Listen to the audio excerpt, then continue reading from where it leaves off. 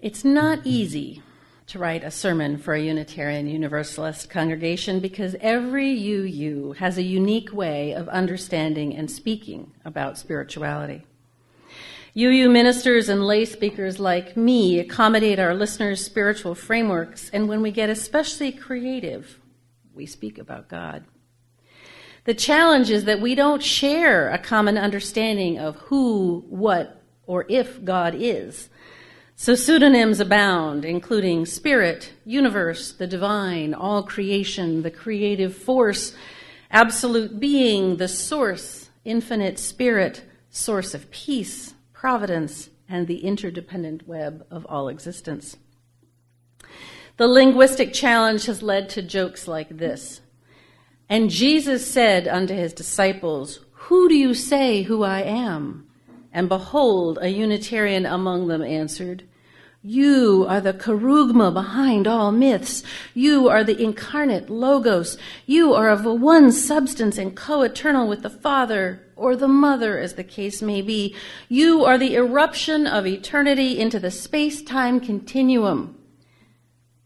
And Jesus looked at the Unitarian and said, "What the heck are you talking about?" Vocabulary isn't the only problem regarding the names of God or Jesus. Equally problematic terms are worship, prayer, faith, and miracles. Worship can refer to the act of gathering in spiritual community without the express purpose of worshiping a deity. Prayer is a dicier term because the act of asking people to pray begs the question, to what? Or to whom, or for what shall we pray? Which we could debate about endlessly given our differing spiritual perspectives. The word faith may trigger a response in us because in our country today, people of faith often refers to people with religious beliefs and values that we might find impossible to accept. I've belonged to UU congregations described by our ministers as faith communities, which by extension would mean that we congregants were people of faith. But each time I heard the phrase, I wondered, well, where do I fit in? Did I miss a meeting at which a common faith was adopted? When I studied the word, I learned that faith is simply the confident belief in a truth or value or trustworthiness of a person, idea, or thing. It is a belief that doesn't rest on logical proof or material evidence.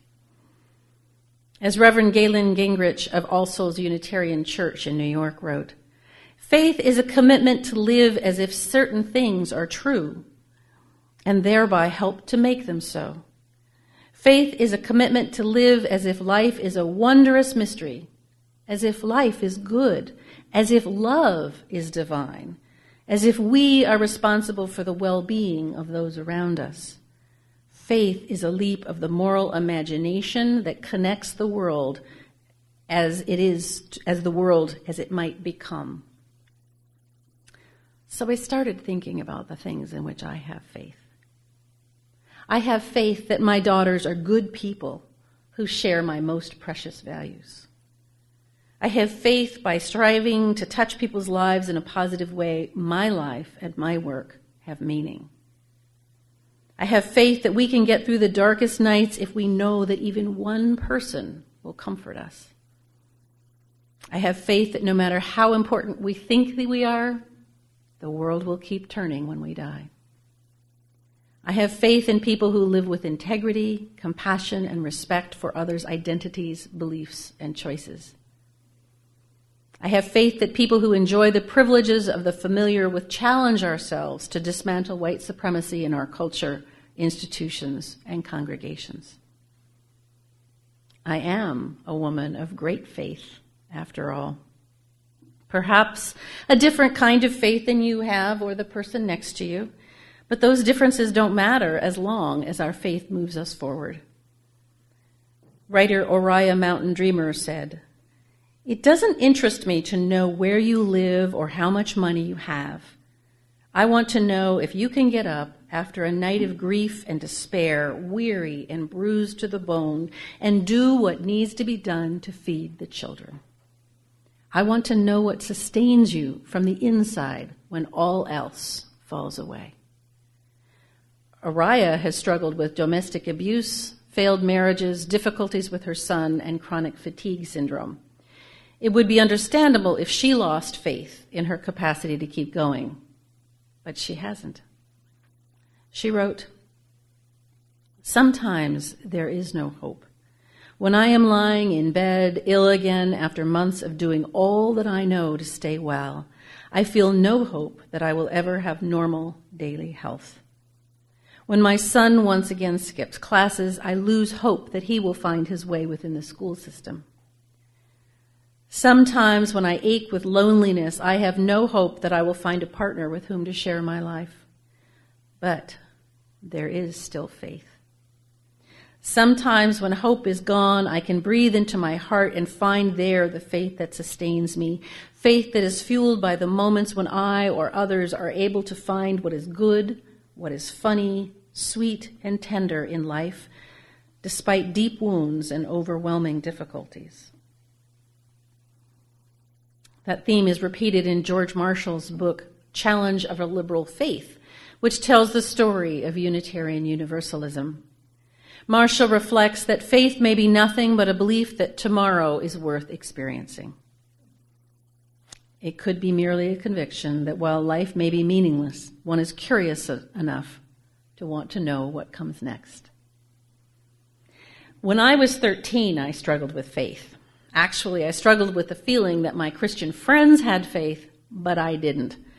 I needed to know more about my Unitarian Universalist religion. In this regard, I had something in common with Thomas Potter because, like him, I had a religion, but I lacked access to a local minister.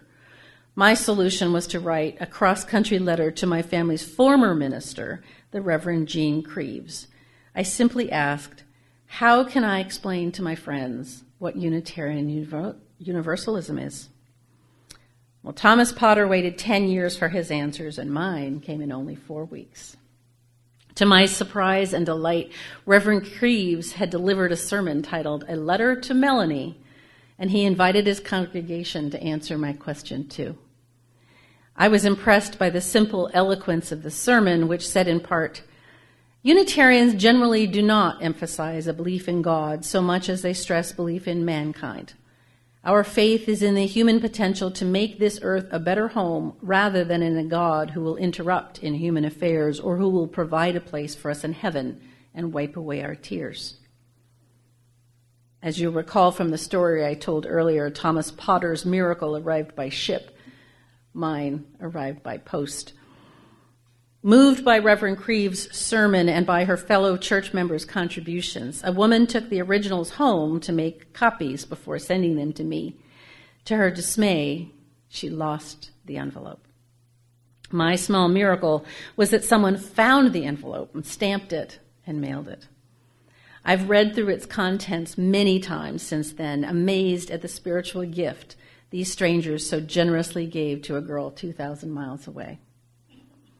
Barbara Barnes wrote, "It's easy enough to hear the negatives of the world, the shalt nots. It is imperative for our survival that we deal with the positives, the shalts. You shall love your neighbor as yourself. You shall protect your environment. You shall strive for goodness." Ted Fees sent the only poem I've ever been able to memorize.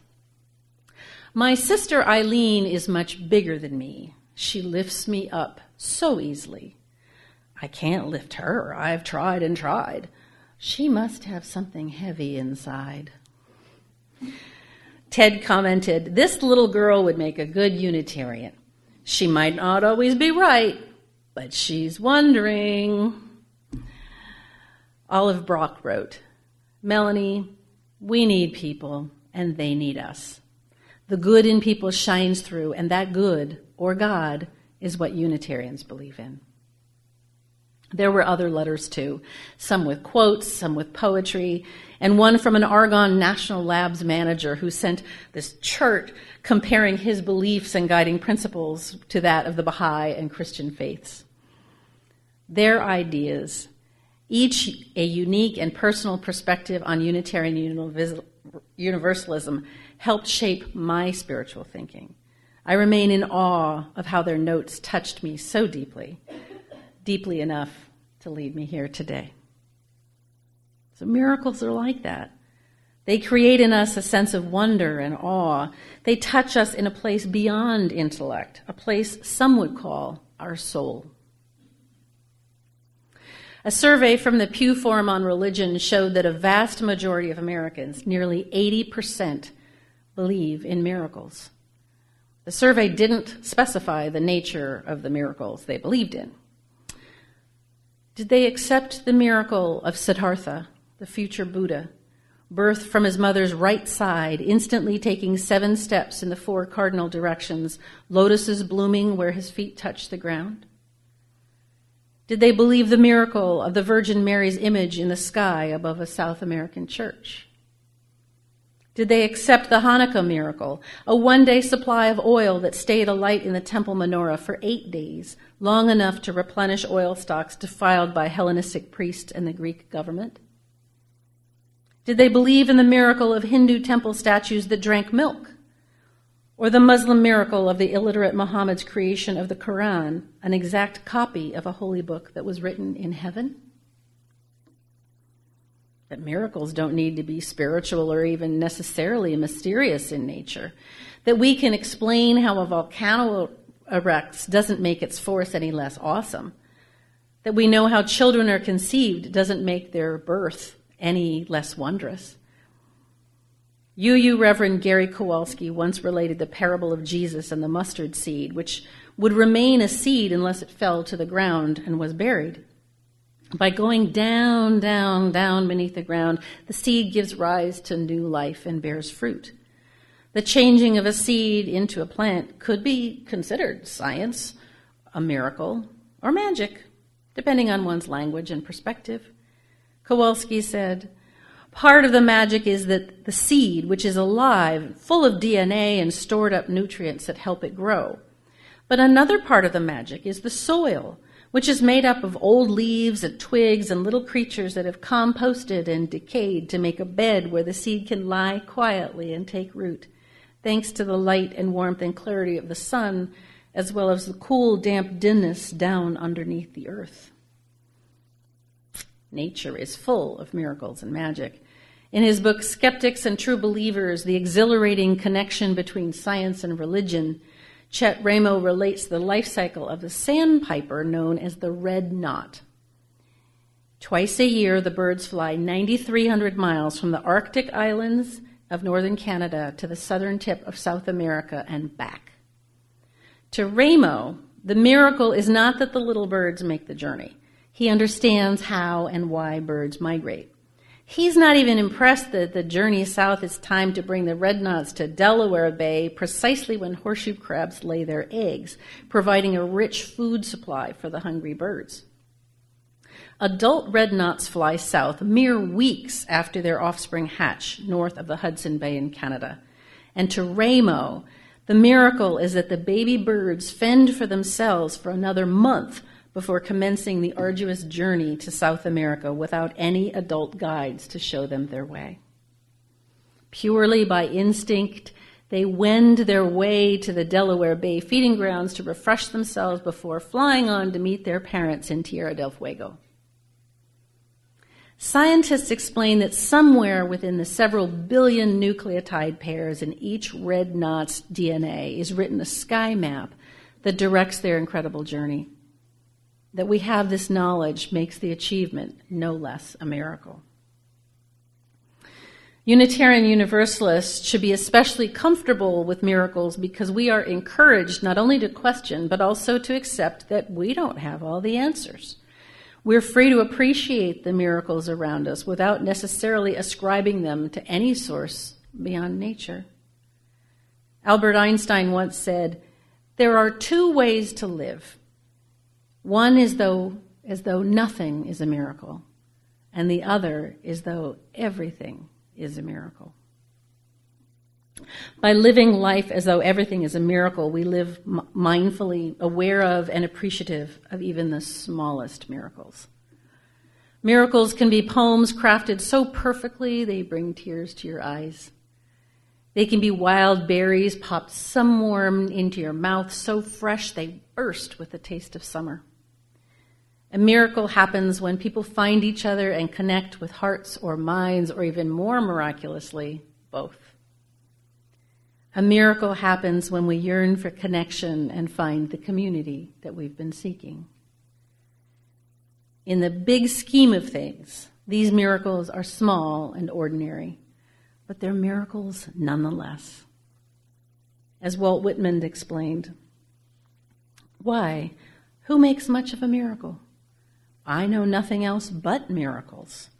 Whether I walk the streets of Manhattan or dart my sight over the roofs of houses toward the sky, or wade with naked feet along the beach just in the edge of the water, or stand under trees in the woods, or talk by day with anyone I love, or sleep in bed at night with anyone I love, or sit at table at dinner with the rest, or look at strangers opposite me riding the car, or watch honeybees busy around hives of a summer afternoon, or in animals feeding in the fields, or birds, or the wonderfulness of insects in the air, or the wonderfulness of the sundown, or of stars shining quiet and bright, or the exquisite, delicate, thin curve of a new moon in the spring, or whether I go among those I like best, or those that like me best, mechanics, boatmen, farmers, or among the savans, or to the soiree, or to the opera, or stand a long while looking at the movements of machinery,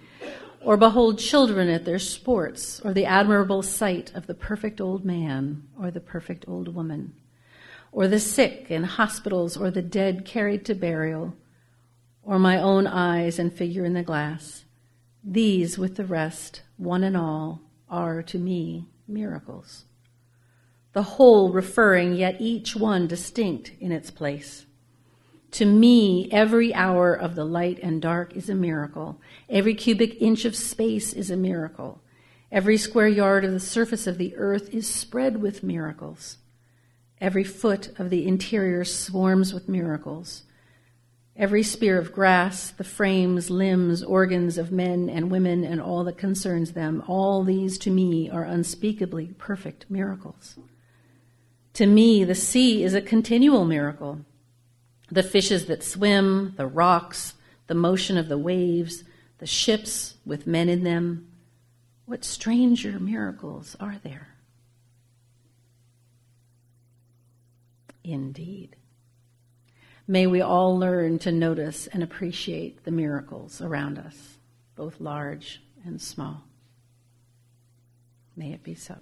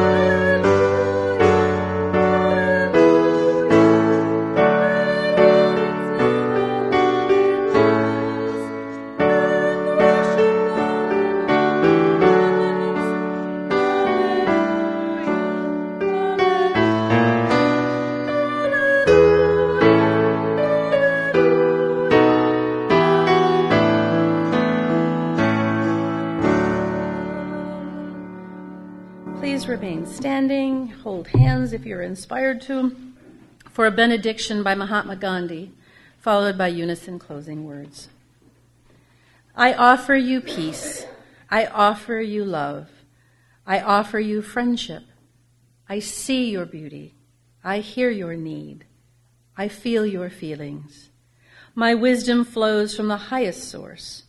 I salute that source in you. Let us work together for unity and love.